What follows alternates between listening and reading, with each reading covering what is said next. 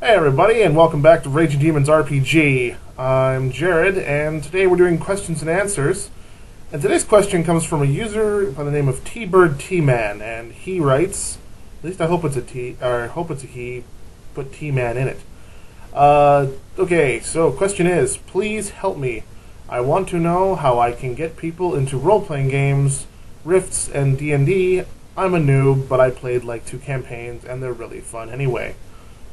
Any advice? Okay, so, well, good question, T-Bird. The answer is not as easy as you would think. Especially by the sounds of it, you're claiming to be a noob, which I'm assuming means that you're not an experienced game master, which is fine. But, I mean, honestly, I don't know any game master that isn't a complete noob at times. Games are constantly evolving, and they're coming out with newer and newer editions. I mean, I myself definitely consider myself to be a 4th edition noob in the D&D spectrum because I haven't played enough of it, and I don't know really how to run it effectively as I did with 2nd and 3rd edition. In fact, I played so much 3rd edition, 3.5, that now 2nd edition seems like a foreign language to me, and I'd actually have to go back, play a few sessions, and then I'd be right back up to speed. But I'm getting off track here. Let's answer your question. How do you get people into playing Rifts or D&D, or let's say anything, especially as a new game master? Well, there's no easy way to put it. You just run the game. Do it, invite some friends, talk it up,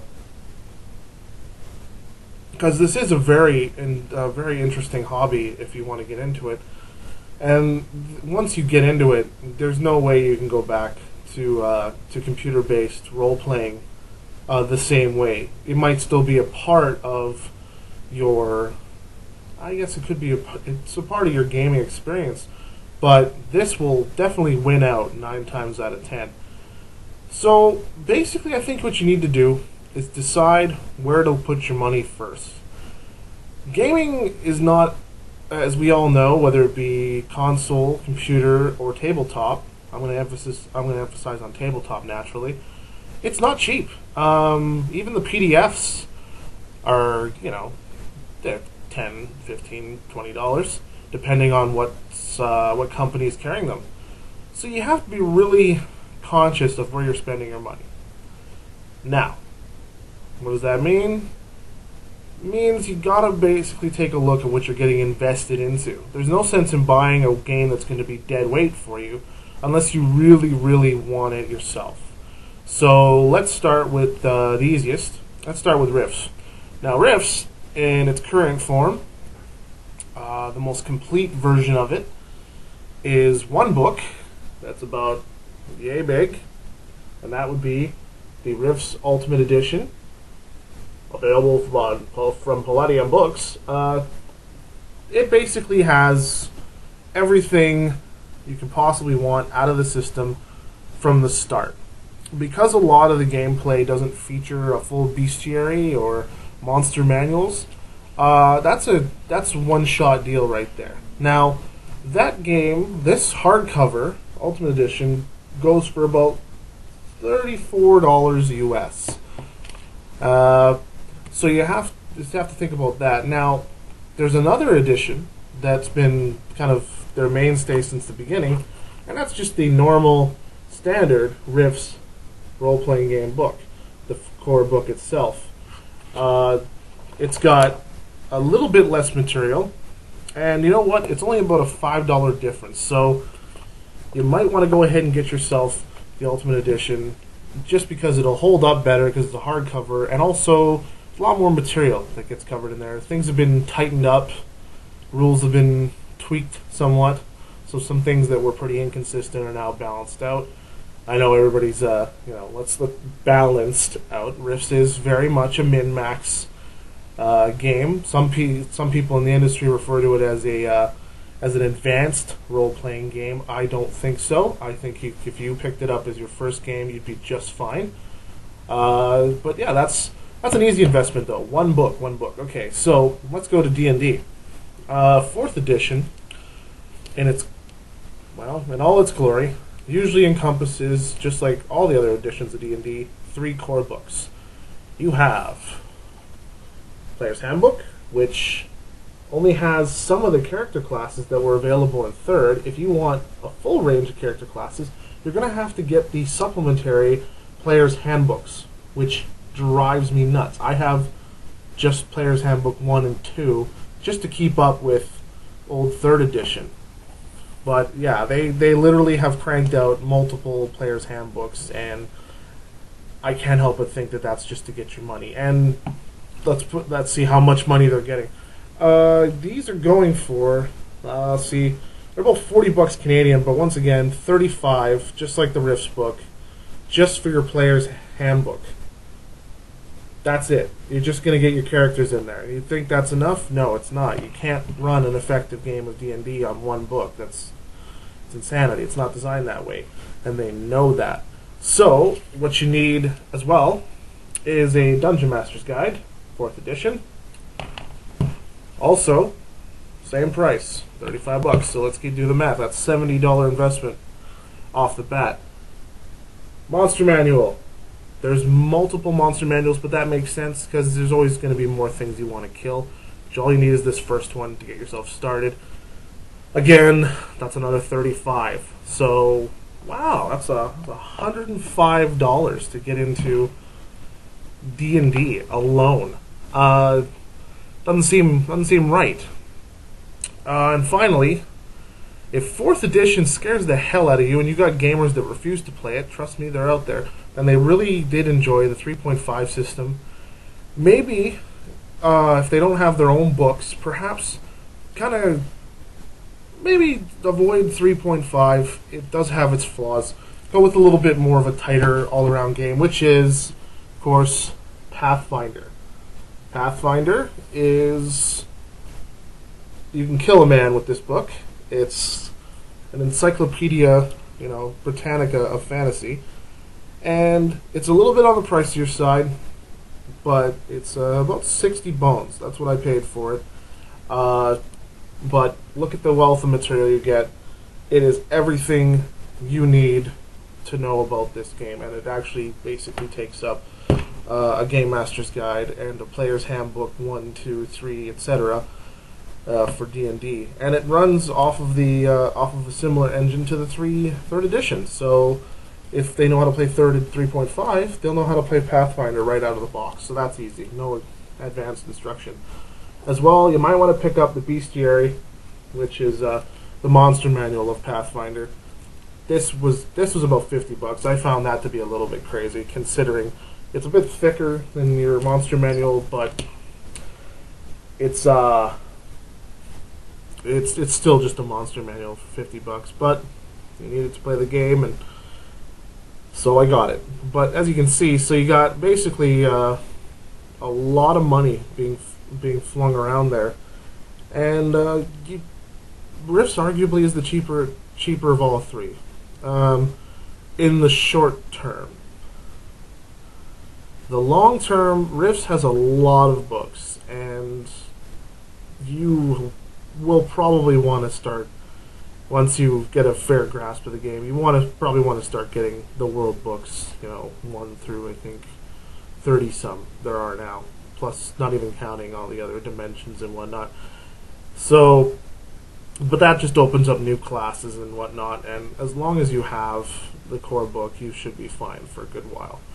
Certainly held my gaming group over for a few months before we started, going, well, there's some new stuff. Let's get some new stuff into our game. So that's it. Once you've made that financial choice, which game to get, or maybe you already have it. Let's go with that. You already have RIFTS and D&D, and you want to get people into playing them.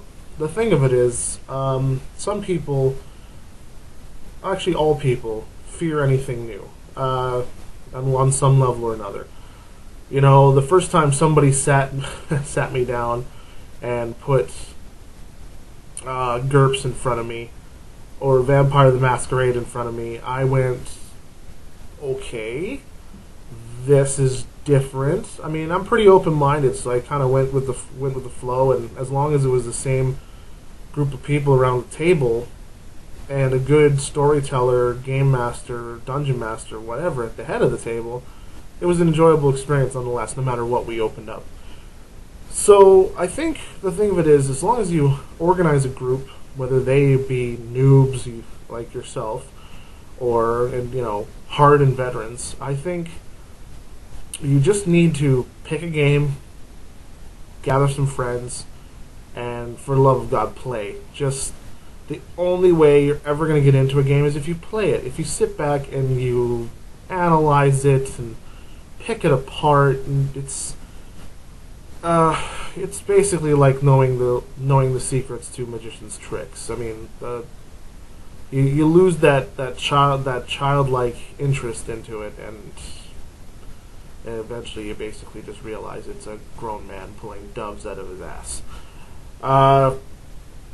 It's the truth. So I mean, just play. I mean, if they haven't played, like, I never would have played a role-playing game, period, had somebody not just slapped down Palladium Fantasy in front of me and went, "You're playing this." Oh, okay.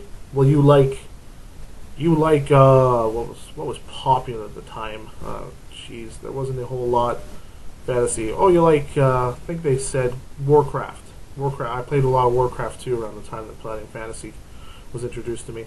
Played a lot of Warcraft, right? Yeah. Well, here's a troll. Want to play a troll? Well, that's all right. Cool. I get to play a troll. What the hell does that mean?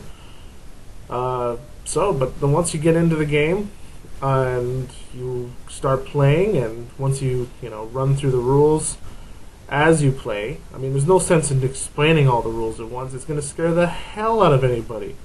Role-playing games are, on paper, are basically game engines that are just in the background in a video game. I mean, there's programmers right now that are basically coding these exact same rules into their universe that we use every day in our tabletop role-playing games. So don't explain them. They will be important to know. You'll probably have to give a rundown of the character sheet and what goes where and what means what. But at the same time, don't overdo it. Don't throw a bunch of rules out there at people. That just scares the hell out of them. It's what kind of gave this hobby the reputation of being overly complex with hundreds of rules. And no, it's not hundreds of. It's not hard at all. It's easy as hell. It's just you, instead of having somebody else like a computer or your console doing all the heavy lifting, you've got your good buddy who can tell a half-decent story doing the exact same thing. And also, to help you out, as long as if people have some of these books, like the Player's Handbook especially, or the RIFTS main book as well, I mean, that can help you out tremendously when it comes to character creation. It makes the process a lot faster. So if they have those, and fully endorse them to bring those to the table, just so you can kind of speed up the process and get gaming. Because the sooner you get gaming, the more fun you're going to have, the more you'll want to revisit the experience, and the more you will continue to game for years on end. So that's basically everything I have to say on that subject. I hope it answered your question. I feel I might have gotten off track in a couple of places, but overall, I just really want people to play, and that's all I'm going to be doing. That's all I really want when I'm sitting down to a table. I just want to play, and I could care less about what critics say about one particular system or another. As a player, I want to sit down and play, and if I don't like it, then I don't like it, and that's all that really matters. And don't let anybody tell you, oh, well, this game I heard that this is really hard, and no, you sit down and play. You'll find it's quite the contrary. But hopefully that did answer your question. Until next time, everybody, keep the dice rolling, and Have a great one. Cheers.